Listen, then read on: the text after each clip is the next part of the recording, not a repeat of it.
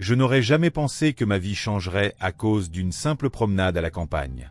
Lors d'une de mes routines quotidiennes, je marchais dans ma ferme quand quelque chose d'étrange attira mon attention. Un arbre gigantesque, que je n'avais jamais vu auparavant, se dressait à l'horizon. Son apparence était étrange, avec des racines qui s'entrelaçaient comme des serpents et des feuilles d'un violet sombre, presque sinistre.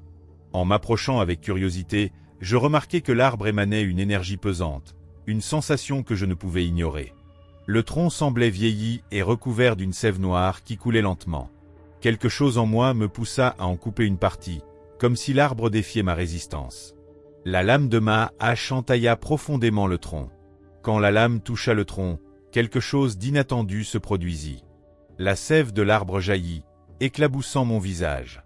Je sentis un froid étrange parcourir ma colonne vertébrale, comme si la nature elle-même m'avait touché. Mes mains se mirent à trembler, et une douleur aiguë me traversa.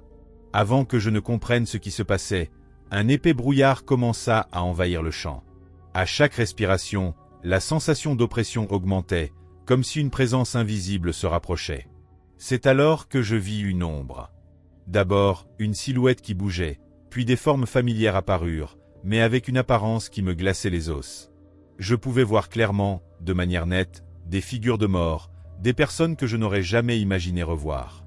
Effrayé, j'essayais de me nettoyer le visage, mais la vision persistait. Je ne savais pas ce qui se passait, mais je sentais un poids grandissant sur mes épaules. Les figures des morts commencèrent à parler, murmurant des mots incompréhensibles. C'est alors qu'une voix grave, presque comme un murmure dans mon esprit, me dit « Tu as réveillé le démon de la forêt ». J'essayais de fuir, mais mon corps était paralysé. Les morts qui apparaissaient s'approchaient avec une calme inquiétante, comme s'ils m'observaient. Je sentais le poids de leur présence, comme s'ils voulaient me dire quelque chose d'important. Chaque pas que je faisais me rapprochait de la vérité sur l'arbre, et quelque chose me disait que mon destin était déjà scellé. Le lendemain, encore étourdi par la nuit de vision, je décidai de retourner à l'arbre, dans l'espoir de comprendre ce qui se passait. Le champ était silencieux, mais quelque chose était différent. L'arbre, autrefois imposant, semblait maintenant plus vivant, comme s'il pulsait d'une énergie sombre. La sève que j'avais répandue était encore visible au sol, brillant d'une manière macabre. Les paroles des morts résonnaient dans mon esprit, de plus en plus intenses. Ils parlaient d'une malédiction, d'un esprit ancien emprisonné dans ce tronc. Je ne savais pas quoi faire de cette information, mais je savais que quelque chose n'allait pas. L'arbre n'était pas seulement une plante, il était quelque chose de bien plus dangereux, quelque chose que j'avais libéré en coupant ce morceau. Je tentais de nier, mais mon esprit était rempli de pensées confuses. Le démon dont il parlait avait le pouvoir de tout contrôler, même les humains.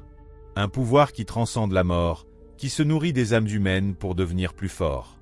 Je sentais que ma vie se décomposait, consumée par cette malédiction qui planait désormais sur moi. Quand je regardais les racines de l'arbre, je vis quelque chose d'encore plus troublant. Les morts que j'avais vus auparavant étaient de retour, mais pas de manière paisible. Ils se contorsionnaient dans les racines de l'arbre, comme s'ils y étaient piégés, se nourrissant de la sève maudite.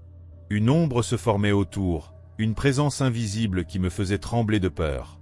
C'est alors que l'esprit de l'arbre fit son mouvement. Un poids s'empara de mon corps, quelque chose qui semblait me contrôler, une force invisible qui me poussait à agir. Mon corps bougeait comme s'il était manipulé par des fils invisibles, sans mon consentement. C'était l'arbre, ou plutôt le démon en lui, qui prenait le contrôle. Ma bouche s'ouvrit involontairement, et une voix grave, étrange, s'échappa de mes lèvres. Apporte des âmes à l'arbre. Nourris l'arbre. La mort dans l'arbre. Je savais que je ne pouvais plus m'arrêter. Quelque chose s'était brisé en moi, comme si mon âme avait été emportée par la malédiction, et que je n'étais plus que le serviteur de l'arbre, faisant ce qu'il ordonnait. Les jours suivants, je réalisai que ma vie était complètement hors de contrôle. L'arbre, ou plutôt l'esprit en lui, me dominait à chaque instant. Je voyais les figures des morts dans mon esprit, toujours m'observant, toujours murmurant. Ma volonté n'était plus qu'un reflet du désir de l'arbre. Je ne pouvais plus prendre mes propres décisions. Je commençais à ressentir un besoin désespéré de prendre ma hache et d'amener des corps à l'arbre.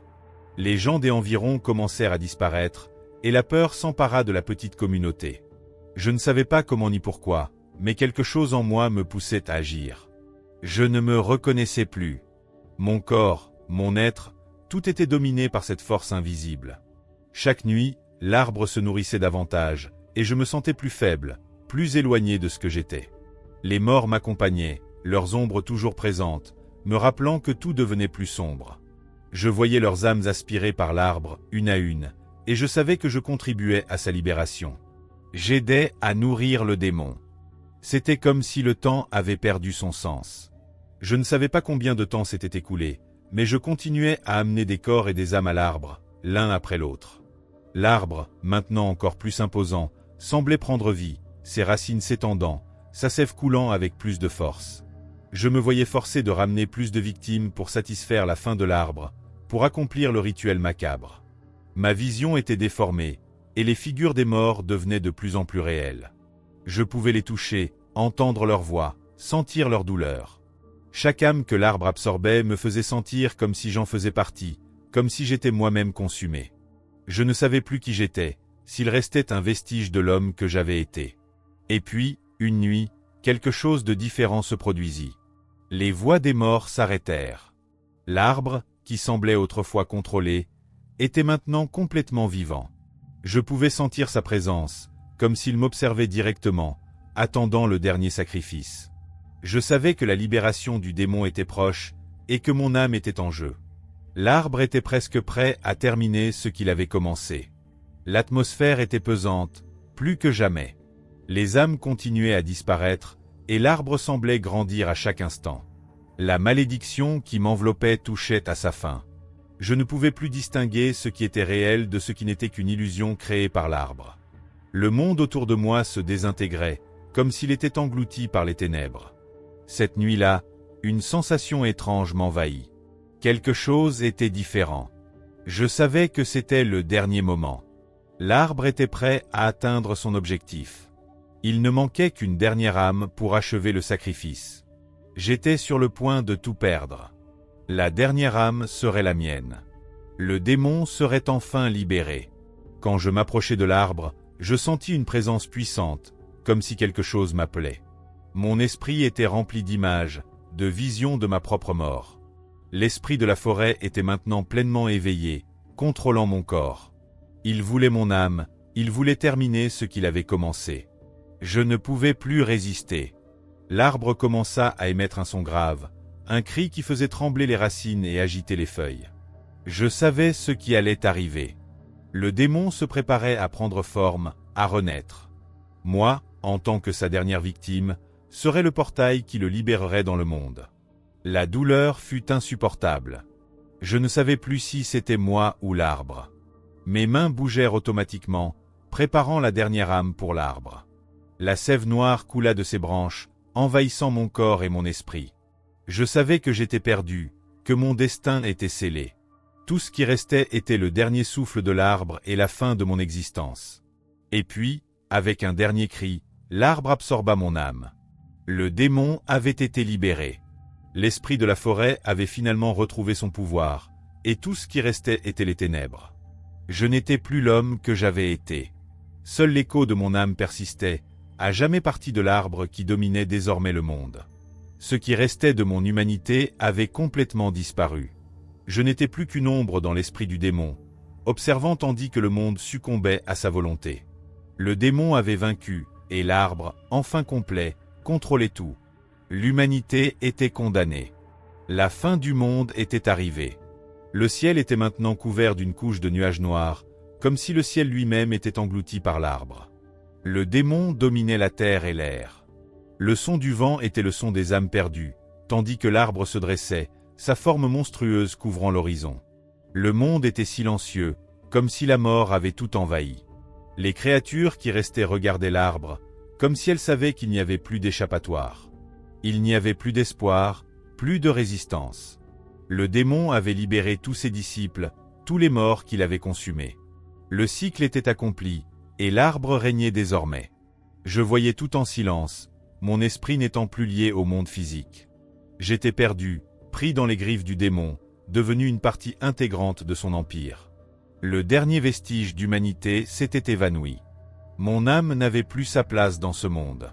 Le démon rit triomphant, sa présence envahissant l'univers. L'arbre, maintenant complet, se dressait comme un phare de destruction. Il avait vaincu, et le monde, comme tout ce qui existait, était condamné à vivre sous son pouvoir absolu. La terre était maintenant vide, un lieu de ténèbres et de solitude. Il n'y avait plus personne pour résister. Les âmes qui avaient été capturées étaient piégées dans une éternité de tourments, nourrissant le pouvoir du démon. Le monde était à lui, maintenant et pour toujours.